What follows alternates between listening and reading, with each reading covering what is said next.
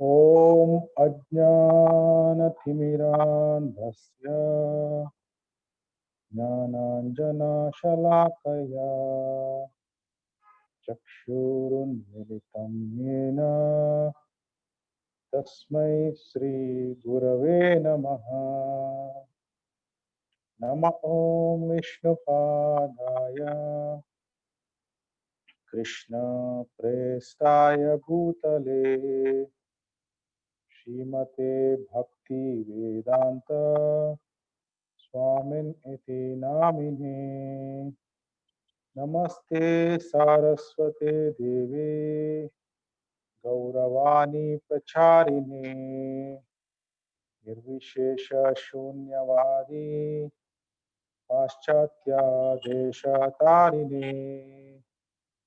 जय श्री कृष्ण चैतन्य प्रभु नित्यानंद श्री अद्वैत गदाधर श्रीवासादि गौर भक्तवृंद। हरे कृष्णा कृष्ण कृष्ण हरे हरे हरे रामा राम राम हरे हरे। ನಿಮ್ಮೆಲ್ಲರ ಆಶೀರ್ವಾದ ತೆಗೆದುಕೊಂಡು ಇವತ್ತಿನ ಕ್ಲಾಸ್ ಅನ್ನು ಆರಂಭ ಮಾಡೋಣ. ಇವತ್ತಿನ ಶ್ಲೋಕ ಭಗವದ್ಗೀತೆ ಅಧ್ಯಾಯ 2 7ನೇ ಶ್ಲೋಕ ಮತ್ತೆ 11ನೇ ಶ್ಲೋಕ. 7ನೇ ಶ್ಲೋಕ ಈ ರೀತಿ ಇದೆ. ಕಾರ್ಪಣ್ಯ ದೋಷೋ ಪಹತ ಸ್ವಭಾವ ರಚ್ಚಾಮಿ ತ್ವಾಂ ಧರ್ಮ ಸಮ್ಮೂಢಚೇತ ಯಶ್ರೇಯಶಾನ್ ನಿಶ್ಚಿತಂ ಬ್ರೋಹಿ ತನ್ಮೇ ಶಿಷ್ಯಸ್ತೇಹಂ ಶಾದಿಮಾಂ ತ್ವಾಂ ಪ್ರಪನ್ನಂ. ಅನುವಾದ ಮತ್ತು ಭಾವಾರ್ಥ. His divine grace Srila AC Bhakti Vedanta ಸ್ವಾಮಿ ಪ್ರಭುಪಾದರಿಂದ ಶ್ರೀಲ ಪ್ರಭುಪಾದ್ ಕಿ ಜೈ. ಅನುವಾದ ಹೀಗಿದೆ. ಕಾರ್ಪಣ್ಯದ ದೌರ್ಬಲ್ಯದಿಂದ ನಾನೀಗ ನನ್ನ ಕರ್ತವ್ಯದ ಬಗ್ಗೆ ಗೊಂದಲದಲ್ಲಿದ್ದೇನೆ. ಚಿತ್ತ ಸ್ವಾಸ್ಥ್ಯವನ್ನು ಸಂಪೂರ್ಣವಾಗಿ ಕಳೆದುಕೊಂಡಿದ್ದೇನೆ. ಇಂತಹ ಸ್ಥಿತಿಯಲ್ಲಿ ನನಗೆ ಯಾವುದು ಶ್ರೇಯಸ್ಕರ ಎಂದು ನಿಶ್ಚಯವಾಗಿ ಹೇಳು. ನಾನೀಗ ನಿನ್ನ ಶಿಷ್ಯ ಮತ್ತು ನಿನಗೆ ಶರಣಾಗತನಾದ ಆತ್ಮ. ದಯವಿಟ್ಟು ನನಗೆ ಮಾರ್ಗದರ್ಶನ ಮಾಡು. ಭಾವಾರ್ಥ. ಭೌತಿಕ ಚಟುವಟಿಕೆಗಳ ಸಂಪೂರ್ಣ ವ್ಯವಸ್ಥೆಯು ಪ್ರಕೃತಿಯ ರೀತಿಯಲ್ಲೇ ಎಲ್ಲರಿಗೂ ಗೊಂದಲವನ್ನುಂಟು ಮಾಡುತ್ತದೆ. ಹೆಜ್ಜೆ ಹೆಜ್ಜೆಗೂ ಗೊಂದಲ. ಆದ್ದರಿಂದ ಯಾರೇ ಆಗಲಿ ಗುರಿಯನ್ನು ಸಾಧಿಸುವುದಕ್ಕೆ ಯೋಗ್ಯವಾದ ಮಾರ್ಗದರ್ಶನವನ್ನು ಮಾಡಬಲ್ಲ ಒಬ್ಬ ನಿಜವಾದ ಗುರುವಿನ ಬಳಿಗೆ ಹೋಗುವುದು ಉಚಿತವಾದದ್ದು. ನಾವು ಅಪೇಕ್ಷಿಸದೆಯೇ ಉಂಟಾಗುವ ಬದುಕಿನ ಗೊಂದಲಗಳಿಂದ ಪಾರಾಗುವುದಕ್ಕೆ ಒಬ್ಬ ನಿಜವಾದ ಗುರುವಿನ ಬಳಿಗೆ ಹೋಗಬೇಕೆಂದು ಎಲ್ಲಾ ವೈದಿಕ ಸಾಹಿತ್ಯವು ನಮಗೆ ಬೋಧಿಸುತ್ತವೆ.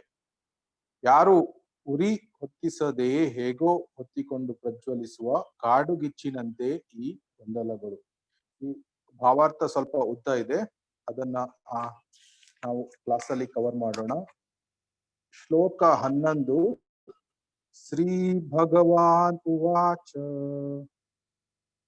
ಅಶೋಚನ್ ಅನ್ವಶೋಚಸ್ತ್ವಂ ಪ್ರಜ್ಞಾವಾದಾಂಶ ಭಾಷಸೆ ಗತಾಸೂನ್ ಅಗತಾಸೂಂಶ್ಚ ನಾನು ಶೋಚಂತಿ ಪಂಡಿತ. ಅನುವಾದ. ದೇವೋತ್ತಮ ಪರಮ ಪುರುಷನು ಹೀಗೆ ಹೇಳಿದನು. ನೀನು ವಿದ್ವಾಂಸರಂತೆ ಮಾತನಾಡುತ್ತಿದ್ದೀಯೆ, ಆದರೆ ಶೋಕಕ್ಕೆ ಯೋಗ್ಯರಲ್ಲದವರನ್ನು ಕುರಿತು ಶೋಕಿಸುತ್ತಿದ್ದೀ. ಪಂಡಿತರು ಸತ್ತವರಿಗಾಗಿ ಆಗಲಿ ಬದುಕಿರುವವರಿಗಾಗಿ ಆಗಲಿ ದುಃಖ ಪಡುವುದಿಲ್ಲ. ಭಾವಾರ್ಥ. ಭಗವಂತನು ಕೂಡಲೇ ಗುರುವಿನ ಸ್ಥಾನವನ್ನು ಸ್ವೀಕರಿಸಿ ಶಿಷ್ಯನನ್ನು ಪರೋಕ್ಷವಾಗಿ ಮೂರ್ಖನೆಂದು ಕರೆದು ದಂಡಿಸಿದನು. ಭಗವಂತನು ಹೀಗೆ ಹೇಳಿದನು. ನೀನು ವಿದ್ವಾಂಸನ ಹಾಗೆ ಮಾತನಾಡುತ್ತಿದ್ದೀಯೇ, ಆದರೆ ದೇಹವೆಂದರೇನು ಮತ್ತು ಆತ್ಮವೆಂದರೇನು ಎಂದು ತಿಳಿದ ವಿದ್ವಾಂಸನು ದೇಹದ ಯಾವುದೇ ಹಂತದ ವಿಷಯವಾಗಿಯೂ ದುಃಖಿಸುವುದಿಲ್ಲ. ದೇಹದಲ್ಲಿ ಜೀವವಿರುವ ಸ್ಥಿತಿಯಲ್ಲಾಗಲಿ ಜೀವವಿಲ್ಲದ ಸ್ಥಿತಿಯಲ್ಲಾಗಲಿ ದುಃಖಿಸುವುದಿಲ್ಲ. ಮುಂದಿನ ಅಧ್ಯಾಯಗಳಲ್ಲಿ ಹೇಳುವಂತೆ ಜ್ಞಾನ ಎಂದರೆ ಜಡ ಮತ್ತು ಆತ್ಮ ಎರಡನ್ನೂ ಮತ್ತು ಇವೆರಡನ್ನು ನಿಯಂತ್ರಿಸುವವನನ್ನು ತಿಳಿದುಕೊಂಡು. ಹರೇ ಕೃಷ್ಣ. ನಮಗೆ ಹಿಂದಿನ ಅಧ್ಯಾಯ ನೋಡಿದ್ದೇವೆ ಅರ್ಜುನ ವಿಷಾದ ಯೋಗ. ಹೇಗೆ ಅರ್ಜುನ ಅವನು ತನ್ನ ಸಂಬಂಧಿಕರನ್ನು ನೋಡಿ ಮೋಹಿತನಾಗಿ ನಾನು ಯುದ್ಧವನ್ನು ಮಾಡುವುದಿಲ್ಲ ಕೃಷ್ಣ ಅಂತ ಅವನು ತನ್ನ ಗಾಂಡೀವವನ್ನು ಕೆಳಗೆ ಅವನು ಇಡ್ತಾ ಇದ್ದಾನೆ. ಆಮೇಲೆ ಅವನು ಯಾಕೆ ನಾನು ಯುದ್ಧ ಮಾಡುವುದಿಲ್ಲ ಅಂತ ಕೃಷ್ಣನಿಗೆ ಬೇರೆ ಬೇರೆ ರೀತಿಯ ಒಂದು ಕಾರಣಗಳನ್ನು ಅವನು ನೀಡ್ತಾ ಇದ್ದಾನೆ. ಅವನು ಹೇಳ್ತಾನೆ, ನಾನು ಯುದ್ಧ ಮಾಡಿ ನನ್ನ ಸಂಬಂಧಿಕರನ್ನು ಕೊಂದ್ರೆ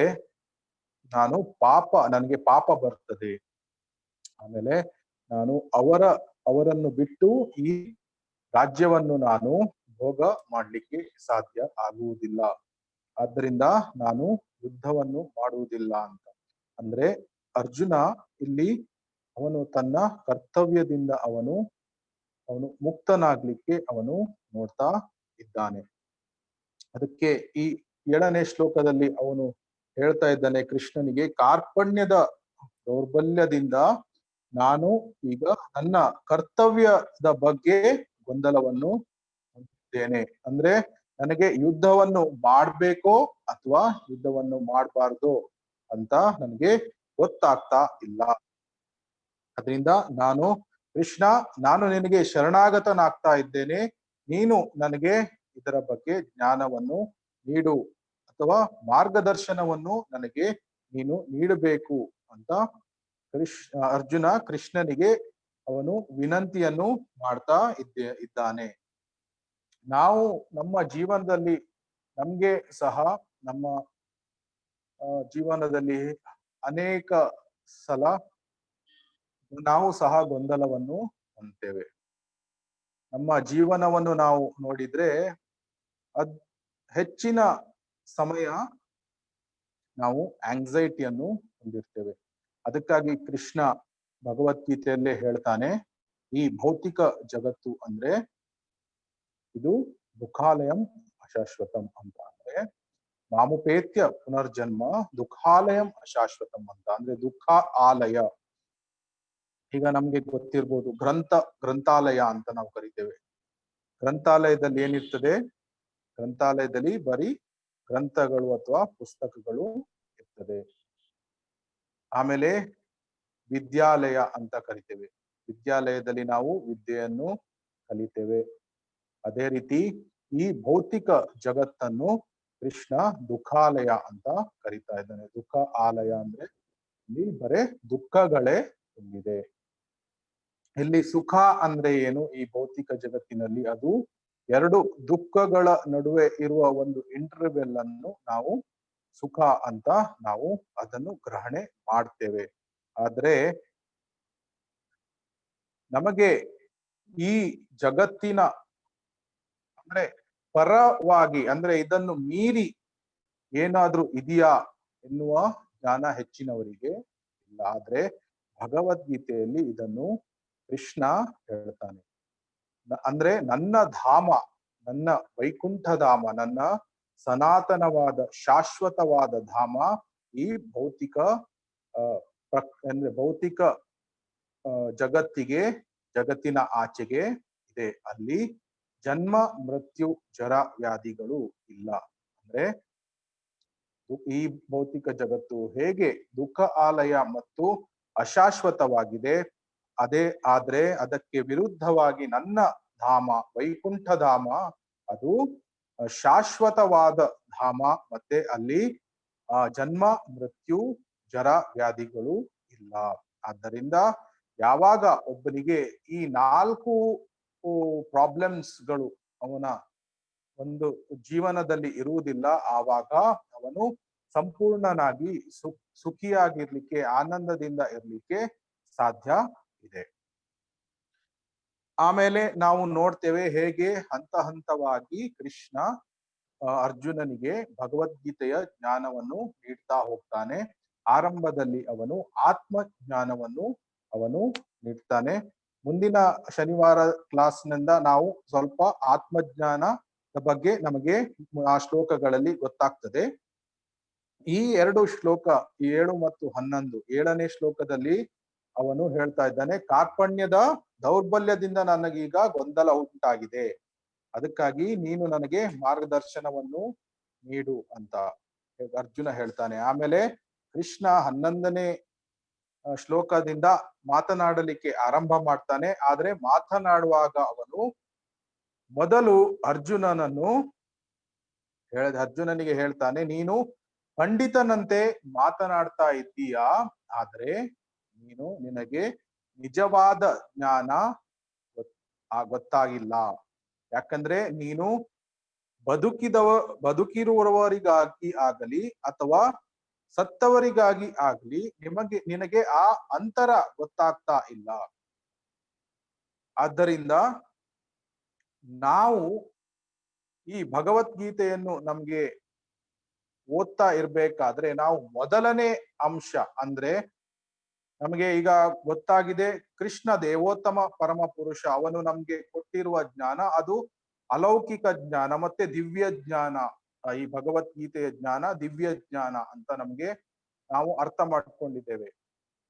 ಆಗ ಆ ದಿವ್ಯ ಜ್ಞಾನದ ಪ್ರಿಲಿಮಿನರಿ ಸ್ಟೇಜ್ ಅಂದ್ರೆ ಈಗ ನಮಗೆ 1ನೇ ಸ್ಟ್ಯಾಂಡರ್ಡ್ ಇರ್ತದೆ, 2ನೇ ಸ್ಟ್ಯಾಂಡರ್ಡ್, ಅದೇ ರೀತಿ ನಮ್ಗೆ PUC ಡಿಗ್ರೀಸ್, ಆಮೇಲೆ ಪೋಸ್ಟ್ ಗ್ರಾಜುಯೇಟ್, PhD, ಈ ರೀತಿಯ ಬೇರೆ ಬೇರೆ ಸ್ತರದಲ್ಲಿ ನಾವು ಒಂದು ಹೇಗೆ ಭೌತಿಕ ಜ್ಞಾನವನ್ನು ನಾವು ಪಡೆಯುತ್ತೇವೆ, ಅದೇ ರೀತಿ ಆಧ್ಯಾತ್ಮಿಕ ಜ್ಞಾನ ನಾವು ಪಡಿಬೇಕಾದ್ರೆ ನಮಗೆ ಮೊದಲನೇದಾಗಿ ನಾವು ಏನು ಅರ್ಥ ಮಾಡ್ಕೊಳ್ಬೇಕು ಅಂದ್ರೆ ನಾವು ಈ ದೇಹಗಳಲ್ಲ, ನಾವು ಜೀವಾತ್ಮಗಳು.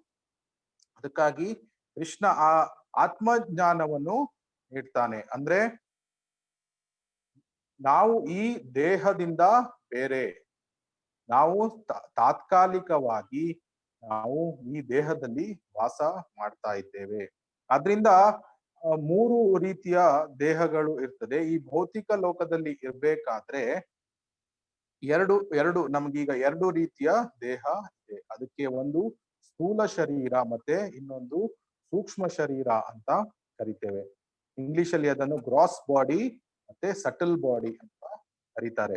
ಈ ಗ್ರಾಸ್ ಬಾಡಿ ಅಥವಾ ಸ್ಥೂಲ ಶರೀರ ಅದು 5 ಪಂಚಮಹಾಭೂತಗಳಿಂದ ಅದು ಮಾಡಲ್ಪಟ್ಟಿದೆ. ಪಂಚಮಹಾಭೂತಗಳು ಯಾವ್ಯಾವುದು? ಒಂದು ನೀರು, ಅನಿಲ ಅಂದ್ರೆ ಅಥವಾ ವಾಯು ಅಂತ ಹೇಳ್ತೇವೆ, ಅಗ್ನಿ, ಭೂಮಿ, ಆಮೇಲೆ ಆಕಾಶ. ಈ ಹೊರಗಿನ ಈ ನಾವು ನೋಡ್ತಾ ಇರುವ ಈ ಸ್ಥೂಲ ಶರೀರ ಇದು ಗ್ರಾಸ್ ಬಾಡಿ. ಯಾವಾಗ ಒಬ್ಬ ವ್ಯಕ್ತಿ ಅವನು ಮರಣವನ್ನು ಹೊಂದುತ್ತಾನೆ, ಆವಾಗ ಅವನು ಈ ಸ್ಥೂಲ ಶರೀರವನ್ನು ತ್ಯಜಿಸ್ತಾನೆ. ಹಾಗೆ ನಮ್ಗೆ ಸೂಕ್ಷ್ಮ ಶರೀರ ಅಂತ ಇದೆ, ಸಟಲ್ ಬಾಡಿ ಅಂತ ಕರಿತೇವೆ. ಆ ಸೂಕ್ಷ್ಮ ಶರೀರ ಅದು ಮನಸ್ಸು, ಬುದ್ಧಿ ಮತ್ತೆ ಅಹಂಕಾರ, ಈ 3 ಎಲಿಮೆಂಟ್ಸ್ ಗಳಿಂದ ಅದು ಮಾಡಲಾಗಿದೆ. ಮನಸ್ಸು ಅಂದ್ರೆ ನಮ್ಗೆ ಗೊತ್ತಿದೆ, ಮೈಂಡ್ ಅಂತ ಕರಿತೇವೆ, ಮೈಂಡ್. ಆಮೇಲೆ ಬುದ್ಧಿಯನ್ನು ಇಂಟೆಲಿಜೆನ್ಸ್ ಅಂತ ಕರಿತೇವೆ, ಅಹಂಕಾರವನ್ನು ಫಾಲ್ಸ್ ಈಗೋ ಅಥವಾ ಈಗೋ ಅಂತ ನಾವು ಕರಿತೇವೆ.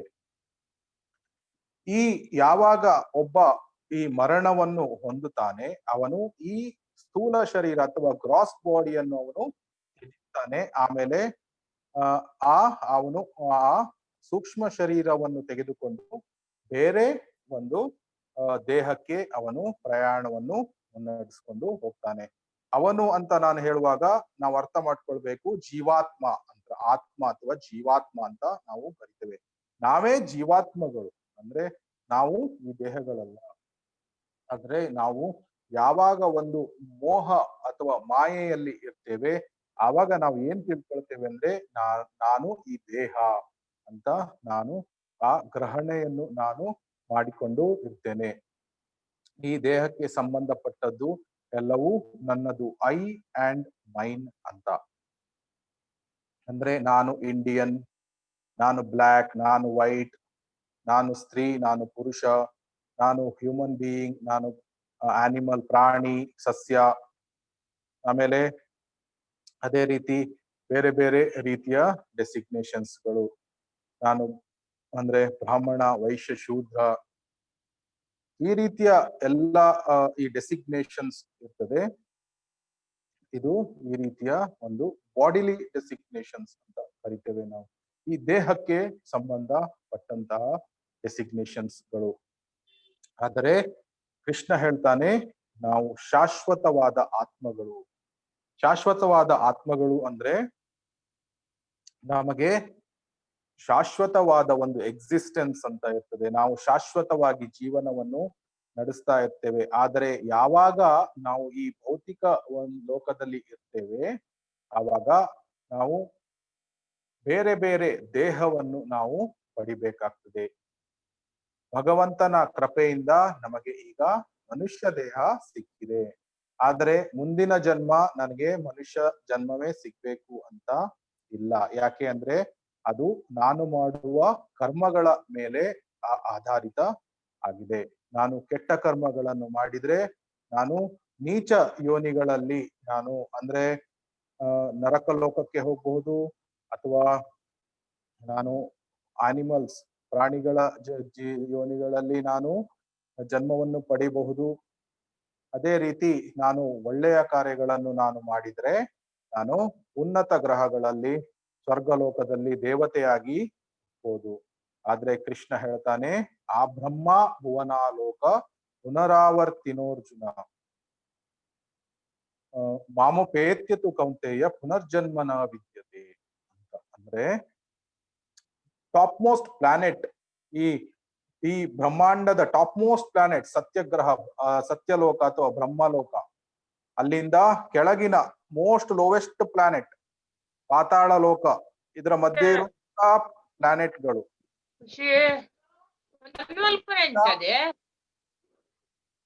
ಹರೇ ಕೃಷ್ಣ, ದಯವಿಟ್ಟು ಮ್ಯೂಟ್ ಮಾಡ್ಕೊಳ್ಳಿ, ದಯವಿಟ್ಟು ಮ್ಯೂಟ್ ಮಾಡ್ಕೊಳ್ಳಿ ಪ್ಲೀಸ್. ಎಲ್ಲಾ ಗ್ರಹಗಳು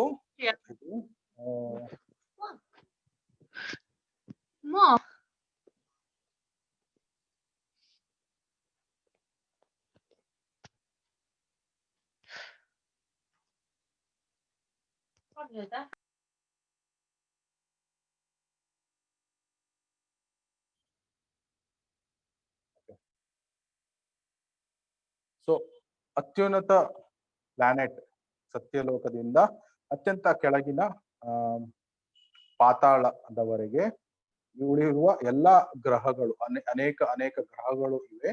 ಇವು ಎಲ್ಲಾ ಗ್ರಹಗಳಲ್ಲಿ ಸಹ ಈ ಜನ್ಮ, ಮೃತ್ಯು, ಜರಾವ್ಯಾಧಿ ಇದು ಇದೆ ಇರ್ತದೆ. ಅದಕ್ಕೆ ಅದು ನಮ್ಮ ನಿಜವಾದ ಪ್ರಾಬ್ಲಮ್ಸ್ ಅಂದ್ರೆ ಇದು ಜನ್ಮ, ಮೃತ್ಯು, ಜರಾವ್ಯಾಧಿ. ನಮ್ಗೆ ಜೀವನದಲ್ಲಿ ಅನೇಕ ಅನೇಕ ಪ್ರಾಬ್ಲಮ್ಸ್ ಗಳಿರ್ತದೆ. ನಮ್ಗೆ ಫೈನಾನ್ಷಿಯಲ್ ಪ್ರಾಬ್ಲಮ್ಸ್ ಇರಬಹುದು, ಅಥವಾ ನಮ್ಗೆ ಹೆಲ್ತ್ ಪ್ರಾಬ್ಲಮ್ಸ್ ಗಳು ಇರಬಹುದು, ರಿಲೇಶನ್ಶಿಪ್ಸ್ ಪ್ರಾಬ್ಲಮ್ಸ್ ಗಳು ಇರಬಹುದು, ಅಥವಾ ಇನ್ನು ಅನೇಕ ಅನೇಕ ಪ್ರಾಬ್ಲಮ್ಗಳು ಇರಬಹುದು. ಯಾಕಂದ್ರೆ ಈ ಭೌತಿಕ ಜಗತ್ತು ಅಂದ್ರೆ ಇದು ಪ್ರಾಬ್ಲಮ್ಗಳಿಂದ ತುಂಬಿರುವಂತಹ ಒಂದು ಲೋಕ. ಇದು ಸ್ವಾಭಾವಿಕವಾಗಿ ಇರ್ತದೆ. ಆದ್ರೆ ಅವೆಲ್ಲದಕ್ಕಿಂತ ನಿಜವಾದ ಪ್ರಾಬ್ಲಮ್ ಅಂದ್ರೆ ಏನು? ಅದು ಜನ್ಮ, ಮೃತ್ಯು, ಜರಾವ್ಯಾಧಿ, ದುಃಖ, ದೋಷಾನುದರ್ಶನ. ಜನ್ಮ, ಮೃತ್ಯು ಮತ್ತೆ ರೋಗಗಳು ಮತ್ತೆ ಮುದಿತನ, ಇದು ನಿಜವಾದ ಪ್ರಾಬ್ಲಮ್. ಯಾಕೆಂದ್ರೆ ನನ್ಗೆ ಫೈನಾನ್ಷಿಯಲ್ ಪ್ರಾಬ್ಲಮ್ ಇದ್ರೆ ಅದು ಫೈನಾನ್ಷಿಯಲ್ ಪ್ರಾಬ್ಲಮ್ ಅದು ಸಾಲ್ವ್ ಆಗ್ಬಹುದು, ನಾಳೆ ಸಾಲ್ವ್ ಆಗಬಹುದು. ಅಥವಾ ನನ್ಗೆ ಹೆಲ್ತ್ ಪ್ರಾಬ್ಲಮ್ಸ್ ಇದ್ರೆ ನಾನು ಯಾರೋ ಒಳ್ಳೆ ಡಾಕ್ಟರ್ ಹತ್ರ ಹೋಗಿ ಆ ಹೆಲ್ತ್ ಪ್ರಾಬ್ಲಮ್ ಅನ್ನು ಸಾಲ್ವ್ ಮಾಡ್ಕೊಳ್ಬಹುದು, ಟೆಂಪರರಿಲಿ ಮಾಡ್ಕೊಳ್ಬಹುದು. ಆದ್ರೆ ನಿಜವಾದ ಪ್ರಾಬ್ಲಮ್ ಜನ್ಮ ಮೃತ್ಯು ಜರ ವ್ಯಾಧಿ ಯಾಕೆ ಅಂದ್ರೆ ಇದು ನಾವು ಭೌತಿಕ ಲೋಕದಲ್ಲಿ ಎಷ್ಟು ದಿನಗಳ ತನಕ ನಾನು ಈ ಭೌತಿಕ ಲೋಕದಲ್ಲಿ ಇರ್ತೇನೆ, ನಾನು ಈ ಸಂಸಾರ ಚಕ್ರದಲ್ಲಿ ನಾನು ಹೋಗ್ತಾನೆ ಇರ್ಬೇಕು. ಪುನರಪಿ ಜನನಂ ಪುನರಪಿ ಮರಣಂ ಪುನರಪಿ ಜನನೆ ಜಠರೇ ಶಯನಂ. ಅಂದ್ರೆ ಮತ್ತೆ ಮತ್ತೆ ಬೇರೆ ಬೇರೆ ತಾಯಿಯ ಗರ್ಭದಲ್ಲಿ ಹೋಗಿ ನಾನು ಮತ್ತೆ ಮತ್ತೆ ಬೇರೆ ಬೇರೆ ಜನ್ಮವನ್ನು ನಾನು ಪಡಿತಾ ಇರ್ಬೇಕು. ಈ ಹಿಂದೆ ಎಷ್ಟೋ ಕೋಟಿ ಕೋಟಿ ಜನ್ಮಗಳನ್ನು ನಾನು ಪಡೆದಿದ್ದೇನೆ. ಈಗ ಮನುಷ್ಯ ದೇಹ ಸಿಕ್ಕಿದೆ. ಈ ಮನುಷ್ಯ ದೇಹವನ್ನು ನಾನು ಸರಿಯಾಗಿ ಉಪಯೋಗಿಸಿಕೊಳ್ಳಿಲ್ಲ ಅಂದ್ರೆ ಆಮೇಲೆ ಮತ್ತೆ ನಾನು ಈ ಚಕ್ರಗಳಲ್ಲಿ ನಾನು ಮುಂದುವರೆದುಕೊಂಡು ಹೋಗ್ತೇನೆ. ಅದಕ್ಕಾಗಿ ಈ ಮನುಷ್ಯ ಜನ್ಮ ಅಂದ್ರೆ ಒಂದು ಜಂಕ್ಷನ್ ಇದ್ದ ಹಾಗೆ. ಈಗ ನಾವು ಬೇರೆ ಬೇರೆ ಸಿಟೀಸ್ ಗಳಿಗೆ ಟ್ರಾವೆಲ್ ಮಾಡ್ಬೇಕಾದ್ರೆ ನಮ್ಗೆ ಜಂಕ್ಷನ್ಸ್ ಅಂತ ಬರ್ತದೆ, ದೊಡ್ಡ ಸರ್ಕಲ್ ಇದು. ಅದು 3-4 ಹಾದಿಗಳು ಹೋಗ್ತದೆ.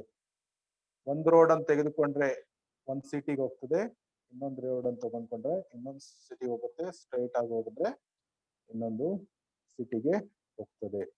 ಅದೇ ರೀತಿ ಮನುಷ್ಯ ಜೀವನ ಅಂದ್ರೆ ಒಂದು ಜಂಕ್ಷನ್ ಇದ್ದ ಹಾಗೆ. ಇಲ್ಲಿ ಈ ಮನುಷ್ಯ ಜನ್ಮದಲ್ಲಿ ನಾವು ಡಿಸೈಡ್ ಮಾಡ್ಕೊಳ್ಬಹುದು, ನಾನು ಎಲ್ಲಿ ಹೋಗ್ಬೇಕು.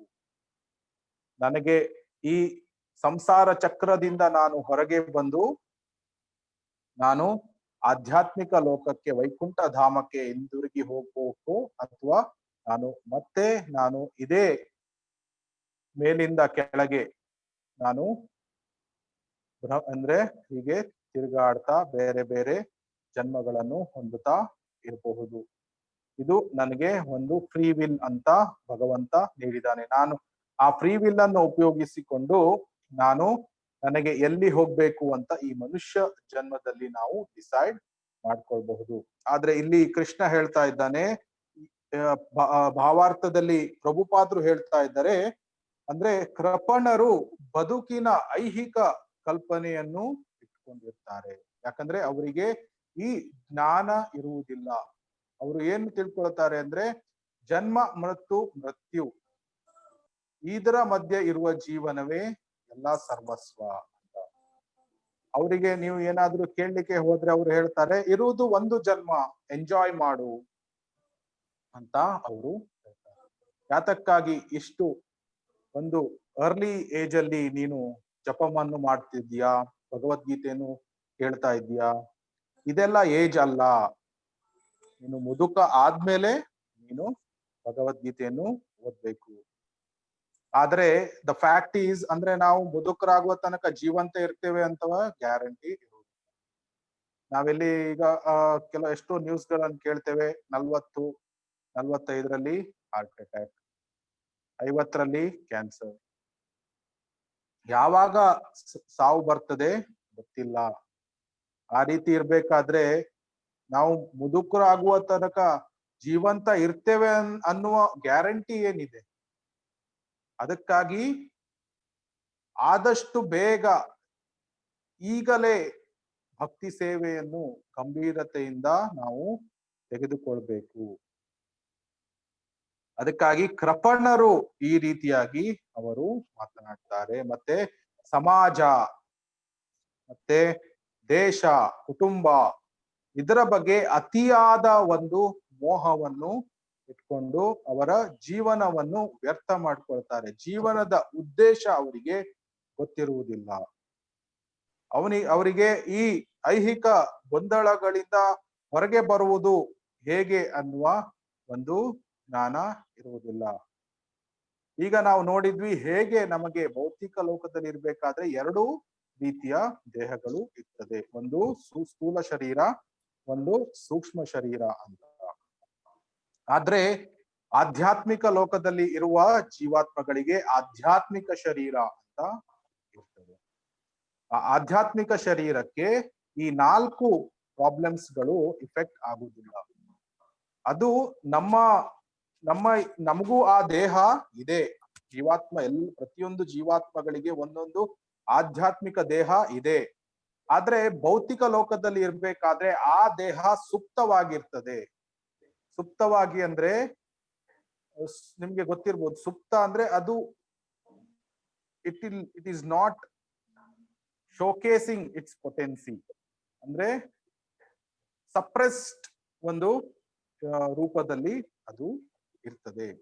ಆದ್ರೆ ಆ ದೇಹ ನಮ್ಗೆ ಇದೆ ಈಗ, ಆದ್ರೆ ನಾವು ಈ ಸ್ಥೂಲ ಮತ್ತೆ ಸೂಕ್ಷ್ಮ ಶರೀರವನ್ನು ಹೊಂದಿರುವುದರಿಂದ ಅದು ಸುಪ್ತಾವಸ್ಥೆಯಲ್ಲಿ ಇದೆ.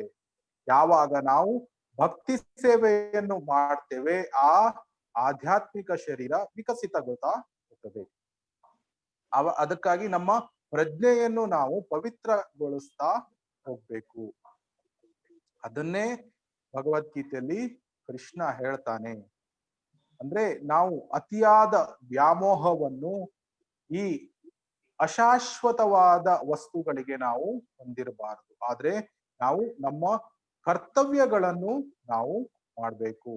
ನಾವು ಈಗ ಗೃಹಸ್ಥಾಶ್ರಮದಲ್ಲಿ ಇರ್ತೇವೆ, ಕೆಲವರು ಬ್ರಹ್ಮಚಾರಿ ಆಶ್ರಮದಲ್ಲಿ ಇರಬಹುದು, ಕೆಲವರು ಸನ್ಯಾಸ ಆಶ್ರಮದಲ್ಲಿ ಇರಬಹುದು, ಆಮೇಲೆ ಕೆಲವರು ವಾನಪ್ರಸ್ಥ ಆಶ್ರಮದಲ್ಲಿ ಇರಬಹುದು. ಯಾವುದೇ ವರ್ಣ ಇರ್ಲಿ, ಬ್ರಹ್ಮಚಾರಿ, ಗೃಹಸ್ಥ, ವಾನಪ್ರಸ್ಥ ಮತ್ತೆ ಸನ್ಯಾಸಿ, ಅಥವಾ ಬ್ರಾಹ್ಮಣ, ವೈಶ್ಯ, ಕ್ಷತ್ರಿಯ, ಶೂದ್ರ, ಯಾವುದೇ ವರ್ಣ ಯಾವುದೇ ಆಶ್ರಮದಲ್ಲಿ ಇದ್ರೂ ಸಹ ಯಾವಾಗ ನಾವು ಭಗವಂತನ ಭಕ್ತಿ ಸೇವೆಯನ್ನು ನಮ್ಮ ಜೀವನದಲ್ಲಿ ಅಳವಡಿಸಿಕೊಳ್ತೇವೆ, ನಾವು ಪರ್ಫೆಕ್ಷನ್ ಟುವರ್ಡ್ಸ್ ನಾವು ಹೋಗ್ಲಿಕ್ಕೆ ಸಾಧ್ಯ ಇದೆ.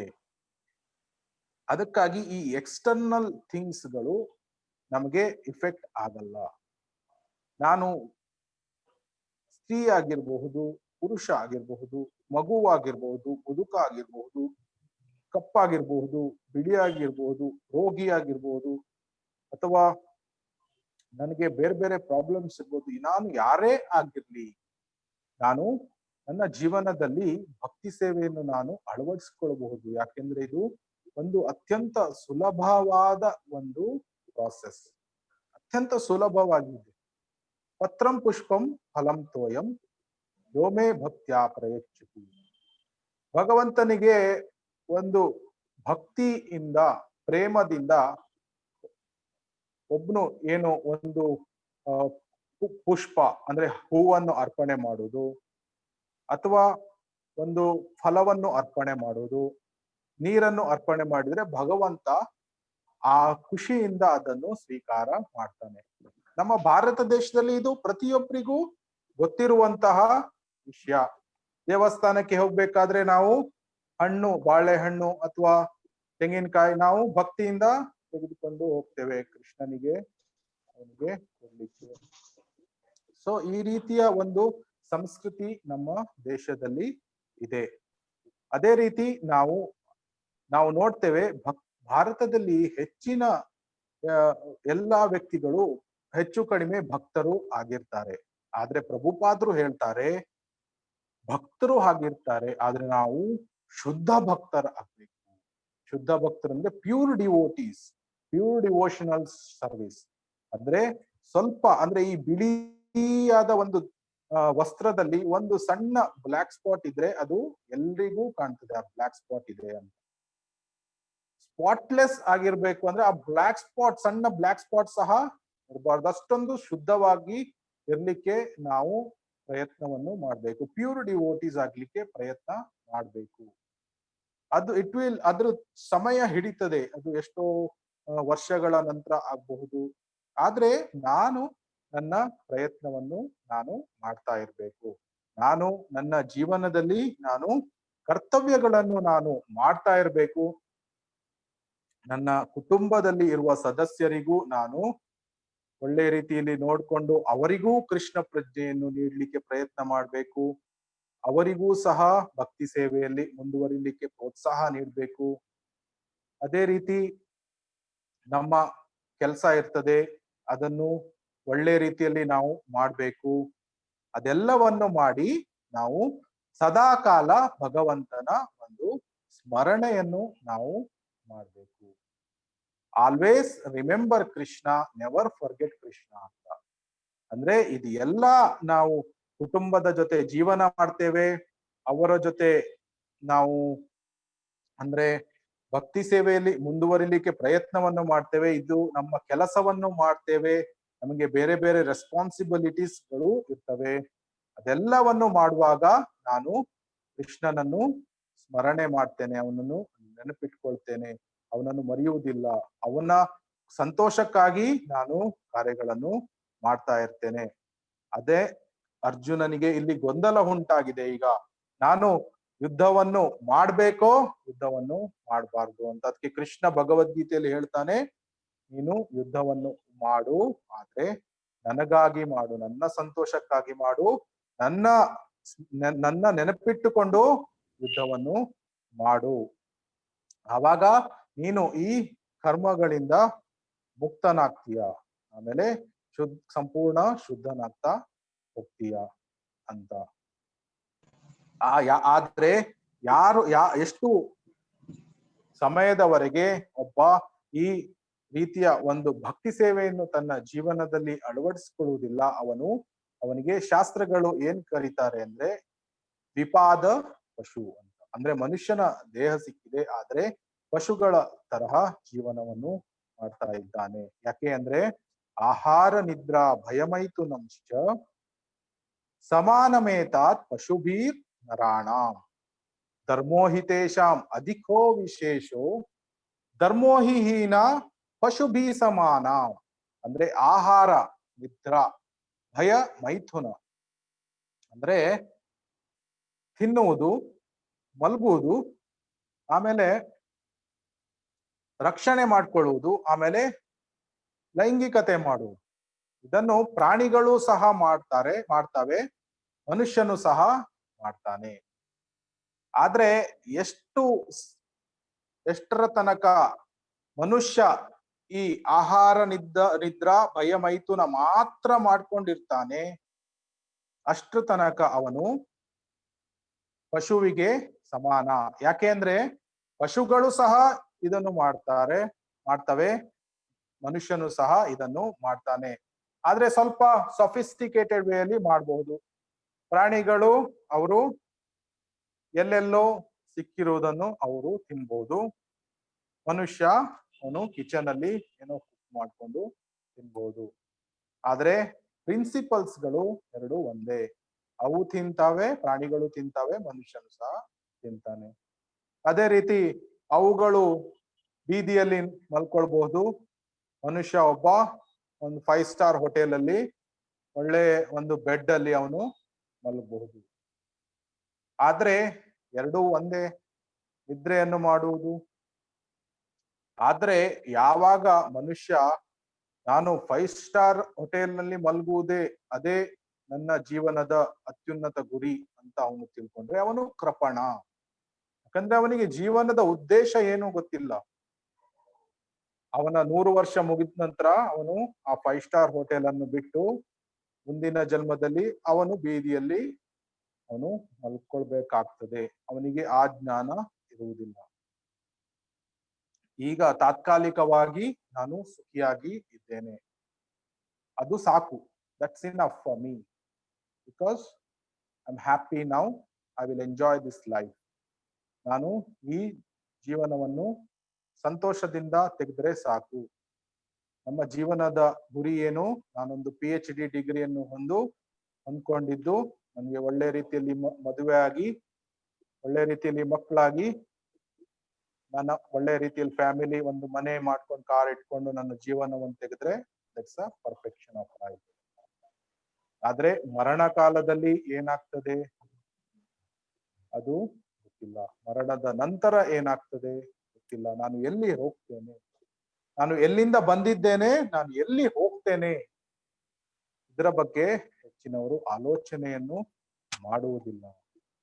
ಅದೇ ರೀತಿ ಅರ್ಜುನನು ಸಹ ಇಲ್ಲಿ ಮೋಹಿತನಾಗಿ ಇದ್ದಾನೆ. ಐ ಅಂಡ್ ಮೈ, ನನ್ನ ಸಂಬಂಧಿಕರು, ಅವರನ್ನು ಕೊಂದ್ರೆ ನನಗೆ ಪಾಪ ಬರ್ತದೆ ಅಂತ ಅವನು ತನ್ನ ಕರ್ತವ್ಯವನ್ನು ತ್ಯಜಿಸಲಿಕ್ಕೆ ಪ್ರಯತ್ನವನ್ನು ಮಾಡ್ತಾ ಇದ್ದಾನೆ. ಅದಕ್ಕಾಗಿ 11ನೇ ಶ್ಲೋಕದಲ್ಲಿ ಕೃಷ್ಣ ಹೇಳ್ತಾ ಇದ್ದಾನೆ, ನೀನು ಪಂಡಿತನಂತೆ ಮಾತಾಡ್ತಾ ಇದ್ದೀಯಾ, ಆದ್ರೆ ನೀನು ಒಬ್ಬ ಮೂರ್ಖ.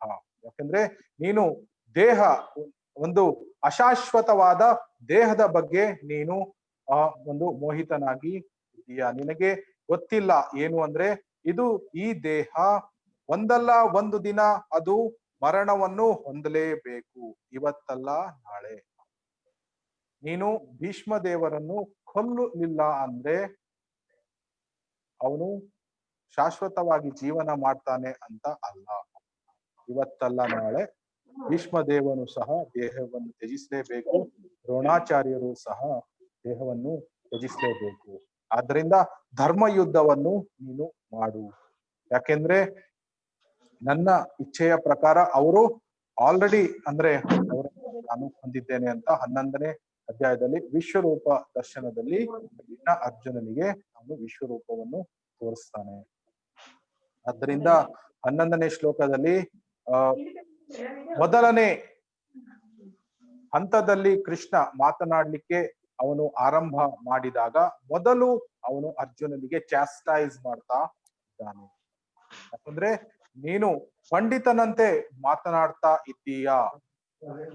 ಪಂಡಿತ ಅಂದ್ರೆ ಯಾರು? ಒಬ್ಬರಿಗೆ ಜೀವನದ ಉದ್ದೇಶ ಗೊತ್ತಿರ್ತದೆ. ಅಥಾಥೋ ಬ್ರಹ್ಮ ಜಿಜ್ಞಾಸ.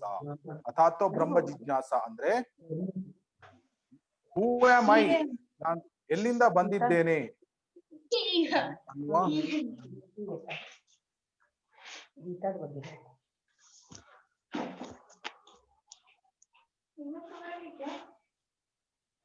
ಒಂದು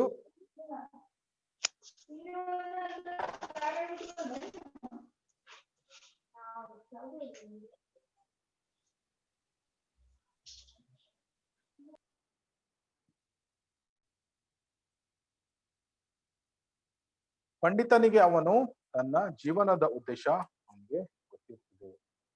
ಅವನಿಗೆ ದೇಹದ ವ್ಯತ್ಯಾಸ ಏನು, ಆತ್ಮದ ವ್ಯತ್ಯಾಸ ಏನು ಅನ್ನುವುದು ಅವನಿಗೆ ಅಟ್ ಲೀಸ್ಟ್ ಅವನು ಥಿಯರಿಟಿಕಲಿ ಅವನು ಅರ್ಥವನ್ನು ಮಾಡ್ಕೊಂಡು ಇರ್ತಾನೆ. ಆದ್ದರಿಂದ ಅರ್ಜುನ ಇಲ್ಲಿ ದೇಹದ ಬಗ್ಗೆ ಅವನು ಶೋಕವನ್ನು ಪಡ್ತಾ ಇದ್ದಾನೆ. ಆದ್ರಿಂದ ಅವನಿಗೆ ಚರ್ಮ ಅಂದ್ರೆ ಅವನ ಬಾಯಿ ಒಣಗ್ತಾ ಇದೆ, ಕೂದಲು ಎದ್ದು ನಿಲ್ತಾ ಇದೆ, ಅವನ ಚರ್ಮ ಉರಿತಾ ಇದೆ. ಈ ಎಲ್ಲ ಕಂಡೀಷನ್ ನೋಡಿದಾಗ ಏನು, ಇದು ತುಂಬಾ ಒಂದು ಡಿಪ್ರೆಷನ್ ಅಂದ್ರೆ ಡಿಪ್ರೆಸ್ಡ್ ಸ್ಟೇಜ್ಗೆ ಅವನು ಹೋಗಿದ್ದಾನೆ.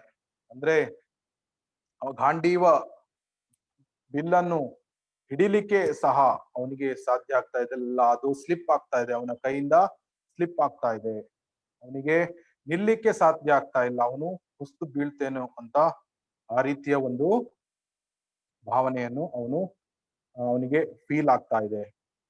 ಇದೆಲ್ಲ ನಾವು ಸಿಂಪ್ಟಮ್ಸ್ ಗಳನ್ನು ನೋಡಿದ್ರೆ ಈ ನಮ್ಮ ಮಾಡರ್ನ್ ಸೈನ್ಸ್ ಪ್ರಕಾರ ಅದು ತುಂಬಾ ಒಂದು ಮನಸ್ಸಿನ ಒಂದು ಗೊಂದಲದ ಸ್ಥಿತಿ.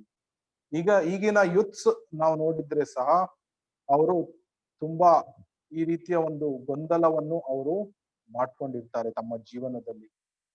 ಡಿಪ್ರೆಷನ್, ಆಮೇಲೆ ಬೇರೆ ಬೇರೆ ರೀತಿಯ ಮಾನಸಿಕ ರೋಗಗಳು, ಆಂಗ್ಸೈಟಿ, ಆಮೇಲೆ tensions, so many stress disorders.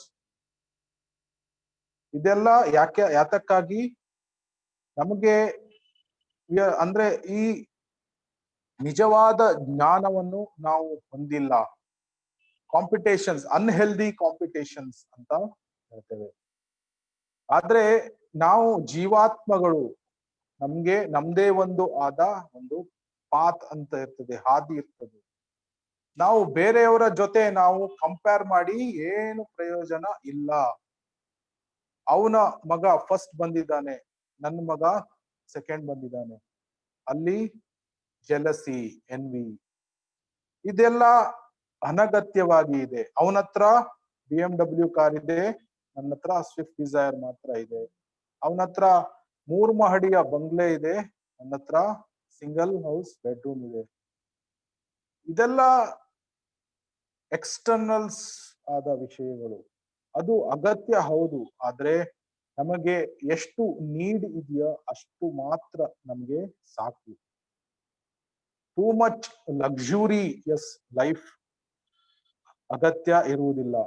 ಯಾಕೆಂದ್ರೆ ಭಗವದ್ಗೀತೆಯ ಪ್ರಿನ್ಸಿಪಲ್ಸ್ ಏನು? Simple living and high thinking. ನಮ್ಮ ಥಾಟ್ಸ್ ಗಳು ಹೈಯರ್ ಆಗಿರ್ಬೇಕು. ಮಹಡಿಯ ಮೇಲೆ ಮಹಡಿ ಇದ್ದು ಏನು ಪ್ರಯೋಜನ ಇಲ್ಲ.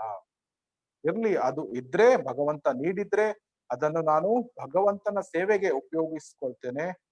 ಅದು ಇದ್ರೆ ತಪ್ಪು ಅಂತ ನಾನು ಹೇಳ್ತಾ ಇಲ್ಲ. ಆದ್ರೆ ಅದು ಒಂದೇ ಇಟ್ಕೊಂಡು ನಾನು ಜೀವನದ ಗುರಿಯನ್ನು ಸಾಧಿಸ್ಲಿಕ್ಕೆ ಸಾಧ್ಯ ಇಲ್ಲ. Simple living, high thinking. ನಾನು ಭಗವಂತನ ಸ್ಮರಣೆಯನ್ನು ಮಾಡ್ತೇನೆ. ನನ್ನ ಥಿಂಕಿಂಗ್ ಹೈಯರ್ ಆಗಿರ್ಬೇಕು. ಫಿಲಾಸಫಿಯನ್ನು, ತತ್ವಜ್ಞಾನವನ್ನು ಅರ್ಥ ಮಾಡ್ಕೊಳ್ತೇನೆ. ಭಗವದ್ಗೀತೆಯಲ್ಲಿ ಏನು ಹೇಳಿದ್ದಾರೆ ಅದನ್ನ ಅರ್ಥ ಮಾಡ್ಕೊಳ್ತೇನೆ. ಆಮೇಲೆ ಉಳಿದಿದ್ದು ಭಗವಂತ ಏನ್ ನೀಡಿದ್ದಾನೆ ಅದನ್ನು ನಾನು ಸ್ವೀಕಾರ ಮಾಡ್ತೇನೆ. ಅರ್ಜುನ ರಾಜ ಆಗಿದ್ದ, ಆದ್ರೆ ಸುಧಾಮ ಅವನಿಗೆ ಅವನ ಬಟ್ಟೆಯಲ್ಲಿ ಎಷ್ಟೋ ರಂಧ್ರಗಳು ಇದ್ವು. ಇಬ್ರು ಭಕ್ತರು, ಇಬ್ರು ಕೃಷ್ಣನ ಸಖರೇ ಆಗಿದ್ರು. ಕೃಷ್ಣ ಸುಧಾಮನಿಗೆ ಎಷ್ಟು ಪ್ರೀತಿ ಮಾಡ್ತಾ ಇದ್ದ, ಅರ್ಜುನನಿಗೂ ಪ್ರೀತಿಯನ್ನು ಮಾಡ್ತಾ ಇದ್ದ. ಆದ್ರೆ ಒಬ್ನು ರಾಜ, ಒಬ್ನು ತುಂಬಾ ಪೂವರ್ಟಿಯಲ್ಲಿ ಇದ್ದಾನೆ. ಎಕ್ಸ್ಟರ್ನಲ್ ಸಿಚುವೇಶನ್ಸ್ ಮ್ಯಾಟರ್ ಆಗಲ್ಲ. ಭಕ್ತಿ ಸೇವೆಯಲ್ಲಿ ಎಕ್ಸ್ಟರ್ನಲ್ ಸಿಚುವೇಶನ್ಸ್ ಮ್ಯಾಟರ್ ಆಗಲ್ಲ. ನಾನು 1 BHK ಇರಬಹುದು, ರೆಂಟೆಡ್ ಹೌಸ್ ಅಲ್ಲೇ ಇರಬಹುದು. ಆದ್ರೆ ನಾನು ಭಕ್ತಿ ಸೇವೆಯನ್ನು ಗಂಭೀರತೆಯಿಂದ ಪಡೆದುಕೊಂಡ್ರೆ ನಾನು ನನ್ನ ಜೀವನದ ಪರಿಪೂರ್ಣತೆಯನ್ನು ಪಡೆಯಲಿಕ್ಕೆ ಸಾಧ್ಯ ಇದೆ. ಆದ್ರಿಂದ ಯಾರು ಪಂಡಿತ ಆಗಿರ್ತಾನೆ ಅವನು ಈ ರೀತಿಯಲ್ಲಿ ಆಲೋಚನೆಯನ್ನು ಮಾಡ್ತಾನೆ. ನಮ್ಮ ಇರುವ ಒಂದು ಜೀವನ ಅತ್ಯಂತ ಶಾರ್ಟ್ ಆಗಿದೆ. ನಾನು 100 ವರ್ಷಗಳ ಕಾಲ ಬದುಕಿದ್ರು ಸಹ ಆ 100 ವರ್ಷ ತುಂಬಾ ಒಂದು ಸಣ್ಣ ಸಮಯ, ಅದೇನ್ ದೊಡ್ಡ ಸಮಯ ಅಲ್ಲ. 100 ವರ್ಷಗಳು ಅಂದ್ರೆ 100 ವರ್ಷಗಳು ಯಾರು ಬದುಕುವುದಿಲ್ಲ ಅಲ್ಲ. ಒಂದು ವೇಳೆ 100 ವರ್ಷ ಬದುಕಿದ್ರು ಅಂತ ತಿಳ್ಕೊಂಡ್ರು ಸಹ ಅದು ದೊಡ್ಡ ಸಮಯ ಏನು ಅಲ್ಲ.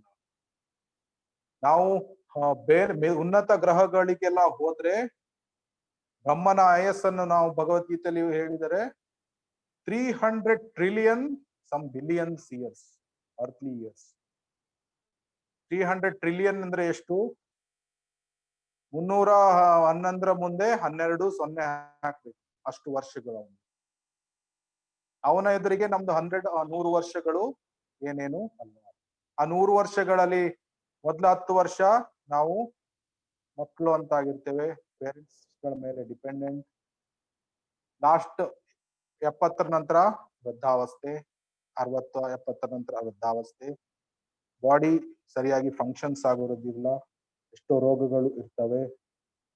ಈ 10-15 ಮತ್ತೆ 60 ಮಧ್ಯ ನಮ್ಗೆ ಜಾಬ್ ಟೆನ್ಷನ್, ಆ ಟೆನ್ಷನ್, ಒಂದು ಟ್ರಾವೆಲಿಂಗ್ ಟೆನ್ಷನ್, ಫ್ಯಾಮಿಲಿ ಟೆನ್ಷನ್, ಏನೇನೋ ಟೆನ್ಷನ್, ಆಂಗ್ಸೈಟಿ, ಎಕ್ಸಾಮ್ ಟೆನ್ಷನ್, ಅದು ಇದು ಅಂತ ಎಷ್ಟೋ ಸಮಯ ಆ ರೀತಿ ಹೋಗ್ತದೆ. ಸಿಗುವ ಒಂದು ಭಕ್ತಿ ಸೇವೆಗೆ ಸಿಗುವ ಒಂದು ಸಮಯ ತುಂಬಾ ಕಡಿಮೆ. ಆ ಸಮಯವನ್ನು ನಾವು ಅತ್ಯಮೂಲ್ಯವಾದ ಆ ಸಮಯವನ್ನು ನಾವು ಭಗವಂತನ ಒಂದು ಸೇವೆಗಾಗಿ ನಾವು ಮೀಸಲಾಗಿ ಇರ್ಬೇಕು. ಆದ್ರಿಂದ ಕೃಷ್ಣ ಇಲ್ಲಿ ಅರ್ಜುನನಿಗೆ ಹೇಳ್ತಾ ಇದ್ದಾನೆ, ಚಾಸ್ಟೈಸ್ ಮಾಡಿ ಆಮೇಲೆ ಅವನು ಆತ್ಮಜ್ಞಾನವನ್ನು ಅರ್ಜುನನಿಗೆ ನೀಡ್ತಾನೆ. ನಮ್ಮ ಜೀವನದಲ್ಲಿ ನಾವು ಈ ಅತ್ಯಮೂಲ್ಯವಾದ ಒಂದು ಸಮಯವನ್ನು ನಾವು ಭಗವಂತನ ದಿವ್ಯ ನಾಮಗಳನ್ನು ಜಪ ಮಾಡುವುದು. ಹರೇ ಕೃಷ್ಣ ಕೃಷ್ಣ ಕೃಷ್ಣ ಹರೇ ಹರೇ, ಹರೇ ರಾಮ ರಾಮ ರಾಮ ಹರೇ ಹರೇ. ಶಾಸ್ತ್ರಗಳಲ್ಲಿ ಹೇಳಿದ್ದಾರೆ, ಬೃಹನ್ನಾರದಿಯ ಪುರಾಣದಲ್ಲಿ ಹರೇರ್ ನಾಮೈವ ಕೇವಲಂ ಕಲೌ ನಾಸ್ತೇವ ಗತಿರನ್ಯತ. ಹರಿನಾಮ ಒಂದೇ ದಾರಿ, ಬೇರೆ ದಾರಿ ಇಲ್ಲ. ಈ ಶಾರ್ಟ್ ಜೀವನದಲ್ಲಿ ನಾವು ಭಗವಂತನ ಸಾಕ್ಷಾತ್ಕಾರವನ್ನು ಮಾಡ್ಬೇಕಾದ್ರೆ, ನಾವು ಆತ್ಮ ಸಾಕ್ಷಾತ್ಕಾರವನ್ನು ಮಾಡ್ಬೇಕಾದ್ರೆ ನಾವು ನಮ್ಮ ಗುರಿಯನ್ನು ಮುಟ್ಬೇಕಾದ್ರೆ ಹರಿನಾಮ ಒಂದೇ ದಾರಿ. 3 ಸಲ ಒತ್ತಿ ಹೇಳಿದ್ದಾರೆ. ಹರೇರ್ ನಾಮ ಹರೇರ್ ನಾಮೈವ ಕೇವಲಂ. 3 ಸಲ ಒತ್ತಿ ಒತ್ತಿ ಹೇಳ್ತಾ ಇದ್ದಾರೆ. ಕೆಲವು ನಾಸ್ತೈವ ಗತಿರನ್ಯತ. 3 ಸಲ ಬೇರೆ ದಾರಿ ಇಲ್ಲ, ಬೇರೆ ದಾರಿ ಇಲ್ಲ, ಬೇರೆ ದಾರಿ ಇಲ್ಲ. ಆದ್ರಿಂದ ನಮಗೆ ಎಷ್ಟು ಸಾಧ್ಯ ಆಗ್ತದೆ, ಯಾವಾಗ ಫ್ರೀ ಟೈಮ್ ಸಿಗ್ತದೆ ಆವಾಗ ನಾವು ಈ ಹರೇ ಕೃಷ್ಣ ಮಹಾಮಂತ್ರವನ್ನು ಜಪ ಮಾಡ್ಬೇಕು. ಎಷ್ಟಾಗ್ತದೋ ಅಷ್ಟು ನಮ್ಮ ಸಾಮರ್ಥ್ಯಕ್ಕೆ ಅನುಗುಣವಾಗಿ. ಒಂದು ಮಾಲೆ ಅಂದ್ರೆ 108 ಸಲ, 108 ಸಲ ನಾವು ಈ ಹರೇ ಕೃಷ್ಣ ಮಹಾಮಂತ್ರವನ್ನು ಜಪ ಮಾಡಿದಾಗ ಅದು 108 ಒಂದು ಮಾಲೆ ಅಂತ ನಾವು ಕರಿತೇವೆ. ಕೆಲವರು ಒಂದು ಮಾಲೆ ಮಾಡ್ತಾರೆ. ಒಂದು ಮಾಲೆ ಮಾಡ್ಲಿಕ್ಕೆ 7 ನಿಮಿಷದಿಂದ 8 ನಿಮಿಷ ಆಗ್ಬಹುದು. ಅದೇ ರೀತಿ ಕೆಲವರು 16 ಮಾಲೆ ಮಾಡ್ತಾರೆ, ಕೆಲವರು 32 ಮಾಲೆ ಮಾಡ್ತಾರೆ. ತುಂಬಾ ಅಡ್ವಾನ್ಸ್ ಅಂದ್ರೆ ಜಾಸ್ತಿ ಡೆಡಿಕೇಟೆಡ್ ಆಗಿರುವ ಭಕ್ತರು ಕೆಲವರು 64 ಮಾಲೆ ಮಾಡ್ತಾರೆ. ವೃಂದಾವನದಲ್ಲಿ 128 ಮಾಲೆ ಮಾಡುವವರು ಇದ್ದಾರೆ. ಅಂದ್ರೆ ಪ್ರತಿದಿನ 16 ಗಂಟೆಗಳ ಕಾಲ ಹರೇ ಕೃಷ್ಣ ಮಹಾಮಂತ್ರವನ್ನು ಜಪ ಮಾಡುವವರು ಇದ್ದಾರೆ.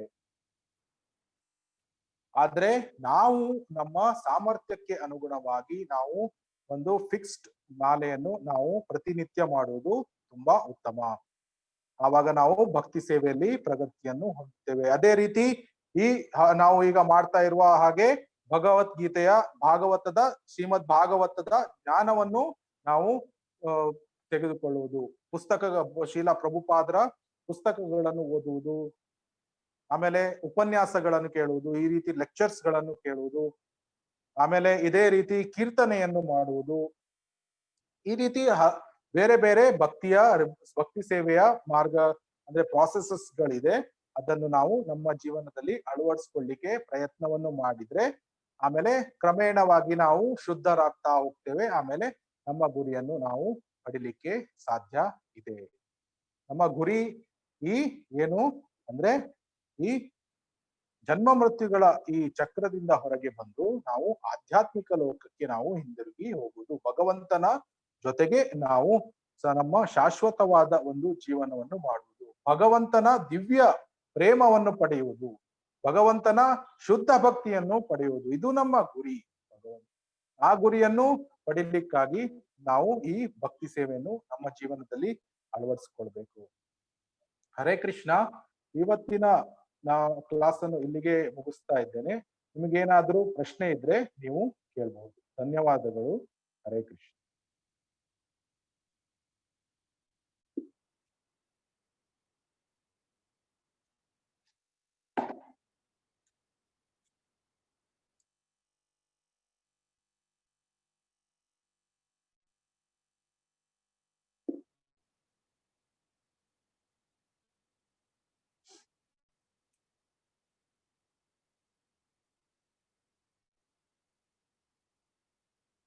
ಯಾರಿಗಾದ್ರೂ ಏನಾದ್ರೂ ಪ್ರಶ್ನೆ ಇದೆಯಾ? ಆದಷ್ಟು ಈ ಪುಸ್ತಕವನ್ನು ಓದ್ಲಿಕ್ಕೆ ಪ್ರಯತ್ನವನ್ನು ಮಾಡಿ. ಎಲ್ಲರ ಹತ್ರ ಈ ಪುಸ್ತಕ ಇದೆಯಾ? ಭಗವದ್ಗೀತೆ ಯಥಾರೂಪ. ನಾವು 108 ಪ್ರಮುಖ ಶ್ಲೋಕಗಳನ್ನು ನಾವು ಕವರ್ ಮಾಡ್ತಾ ಇದ್ದೇವೆ. ಆದ್ರೆ 700 ಶ್ಲೋಕಗಳು ಇದೆ ಅದರಿಂದ ನಿಮಗೆ ಆದಷ್ಟು ಈ ಕ್ಲಾಸ್ ಆಗ್ತಾ ಇದ್ದ ಹಾಗೆ ನೀವು ಈ ಬೇರೆ ಶ್ಲೋಕಗಳನ್ನು ಸಹ ಮತ್ತೆ ಅನುವಾದ ಭಾವಾರ್ಥ ಎಲ್ಲವನ್ನು ನೀವು ಓದ್ಬಹುದು. ಆಮೇಲೆ ನಿಮ್ಗೆ ಏನಾದ್ರೂ ಪ್ರಶ್ನೆ ಇದ್ರೆ ಅಥವಾ ನಿಮ್ಗೆ ಏನಾದ್ರೂ ಕಮೆಂಟ್ಸ್ ಇದ್ರೆ, ಸಜೆಷನ್ಸ್ ಇದ್ರೆ, ನಿಮ್ಮ ರಿಯಲೈಸೇಷನ್ಸ್ ಏನು ಬೇಕಾದ್ರೆ ಸಹ ನೀವು ಶೇರ್ ಮಾಡಬಹುದು. ಹರೇ ಕೃಷ್ಣ. ಏನಾದ್ರೂ ಪ್ರಶ್ನೆ ಇದೆಯಾ? ನಾಳೆ ಕ್ಲಾಸ್ ಉಂಟಾ? ಪ್ರತಿ ಶನಿವಾರ ಮಾತಾಜಿ, ಪ್ರತಿ ಶನಿವಾರ 7 ಗಂಟೆಗೆ. ಆಯ್ತು ಆಯ್ತು ಗುರುಗಳು. ಇದೇ ಟೈಮಿಗೆ? ಹಾ, 7 ಗಂಟೆಗೆ. ಸದ್ಯ 7 ಗಂಟೆಗೆ. ಆಮೇಲೆ ಒಂದು ಸ್ವಲ್ಪ ವಾರ ಆದ್ಮೇಲೆ ಆಮೇಲೆ ನೋಡೋಣ ಅದು ಹೇಗೆ ಎಲ್ರಿಗೂ ಟೈಮಿಂಗ್ ಅಡ್ಜಸ್ಟ್ ಆಗ್ತದೆ. ಮೇ ಬಿ 6 to 7 ಅಥವಾ ಆ ರೀತಿ ಅಡ್ಜಸ್ಟ್ 6:30 to 7:30 ಅದಾದ್ಮೇಲೆ ನೋಡೋಣ. ಈಗ ನಿಮ್ಗೆಲ್ರಿಗೂ ಗೊತ್ತು, ನನ್ನ ಹೆಸರು ಮಾಧವ್ ಶರಣ್ ದಾಸ್ ಅಂತ. ಹೌದು ಗುರುಗಳು. ನಾನು ಅದೇ ಸುರಿದು ಅಧ್ಯಾಯ ಆಗಿದೆ ಗುರುಗಳೇ. ಹೌದು, ಸುರುವಿದ್ದು 1ನೇ ಅಧ್ಯಾಯದಲ್ಲಿ 1ನೇ ಶ್ಲೋಕ ಮಾತ್ರ ಅನ್ನು ನಾವು ತೆಗೆದುಕೊಂಡಿದ್ದೇವೆ. ಶ್ಲೋಕ ಅಧ್ಯಾಯ 1 ಶ್ಲೋಕ 1 ಅದು 1.1 ಮಾತ್ರ ನಾವು ತೆಗೆದುಕೊಂಡಿದ್ದೇವೆ. ಆದ್ರೆ ನೀವು ಈ ಪುಸ್ತಕವನ್ನು ಓದಿ ಅದರಲ್ಲಿ ಫುಲ್ 1ನೇ ಅಧ್ಯಾಯ ಓದ್ಬಹುದು. ಇವತ್ತಿನ ಶ್ಲೋಕ ನಾವು ತೆಗೆದುಕೊಂಡಿರೋದು ನಿಮ್ಗೆ ಗೊತ್ತಿದ್ದಾಗೆ 2.7 2.11. ಆಮೇಲೆ ಮುಂದೆ ಯಾವುದು ಶ್ಲೋಕ ಬರ್ತದೆ ನೋಡೋಣ. ಅದು ಮೋಸ್ಟ್ಲಿ 2-3 ಶ್ಲೋಕ ರಿಲವೆಂಟ್ ಆಗಿದ್ರೆ ನಾವು ಅದು 2-3 ಶ್ಲೋಕ ಕಂಬೈನ್ ಮಾಡಿ ಅದನ್ನು ನಾವು ಎಕ್ಸ್ಪ್ಲೇನ್ ಮಾಡಬಹುದು. ಟೋಟಲ್ 108 ಶ್ಲೋಕಗಳನ್ನು ನಾವು ತೆಗೆದುಕೊಳ್ತೇವೆ. ಆಯ್ತು ಗುರು. ಹಾಗಾದ್ರೆ ನೆಕ್ಸ್ಟ್ ಸ್ಯಾಟರ್ಡೆ ಅಲ್ಲ ಗುರುಗಳೇ? ಹೌದು ಹೌದು ಮಾತಾಡಿ. ಆಯ್ತು, ಥ್ಯಾಂಕ್ ಯು. ಯಾರಿಗೂ ಏನು ಪ್ರಶ್ನೆ ಇಲ್ಲ ಅಂದ್ರೆ ನಾವು ವೈಷ್ಣವ ಪ್ರಣಾಮದೊಂದಿಗೆ ಈ ಕ್ಲಾಸ್ ಅನ್ನು ಇಲ್ಲಿ ಎಂಡ್ ಮಾಡಬಹುದು. ಅದು ವೈಷ್ಣವ ಇದರ ಮೊದಲು ನಾನು ನನ್ನ ಇಂಟ್ರೊಡಕ್ಷನ್ ಕೊಡ್ತಾ ಇದ್ದೇನೆ ನಿಮ್ಗೆ. ಹವೆವರ್ ಲಾಸ್ಟ್ ಟೈಮ್ ಹೇಳಿದ್ದಾರೆ, ನನ್ನ ಪರ್ಸನಲ್ ಮೇಲ್ ಐಡಿನೂ ಇದೆ. ಅದು manipalmanju@yahoo.com. ಅದು ನಿಮ್ಗೆ ಏನಾದ್ರೂ ಪ್ರಶ್ನೆಗಳಿದ್ರೆ ಅಲ್ಲಿ ಸಹ ನೀವು ಬೇಕಾದ್ರೆ ಹಾಕ್ಬೋದು. ಅಥವಾ ನಿಮ್ಗೆ ಏನಾದ್ರೂ ಅಂದ್ರೆ ನಿಮ್ದು ಭಗವದ್ಗೀತಾ ರಿಲೇಟೆಡ್ ಅಥವಾ ಭಾಗವತಂ ರಿಲೇಟೆಡ್ ಅಥವಾ ಬೇರೆ ಪರ್ಸನಲ್ ಅಂದ್ರೆ ಇದಕ್ಕೆ ಶಾಸ್ತ್ರಗಳ ಬಗ್ಗೆ ಏನಾದ್ರೂ ಪ್ರಶ್ನೆಗಳು ಇದ್ರೆ ಸಹ ನೀವು ಅಲ್ಲಿ ಸಹ ಮೇಲ್ ಮಾಡ್ಬೋದು. ಅಥವಾ ಪರ್ಸನಲಿ ನನ್ನ ನಂಬರ್ ಹೇಗೂ ಗ್ರೂಪ್ ಅಲ್ಲಿ ಇದೆ, ಅಲ್ಲಿ ನೀವು ವಾಟ್ಸ್ಆಪ್ ಸಹ ಮಾಡಬಹುದು. ಹರೇ ಕೃಷ್ಣ. ವಾಂಛಾಕಲ್ಪತರುಭ್ಯಶ್ಚ ಕೃಪಾ ಸಿಂಧುಭ್ಯ ಏವ ಚ ಪತಿತಾನಾಂ ಪಾವನೇಭ್ಯೋ ವೈಷ್ಣವೇಭ್ಯೋ ನಮೋ ನಮಃ. ಅನಂತ ಕೋಟಿ ವೈಷ್ಣವರೊಂದು ಕಿ ಜೈ. ಶ್ರೀಲ ಪ್ರಭುಪಾದ್ ಕಿ ಜೈ. ಶ್ರೀಲ ಗುರುದೇವ್ ಕಿ ಜೈ. ಹರೇ ಕೃಷ್ಣ. ಧನ್ಯವಾದಗಳು. Thank you very much. Hare Krishna.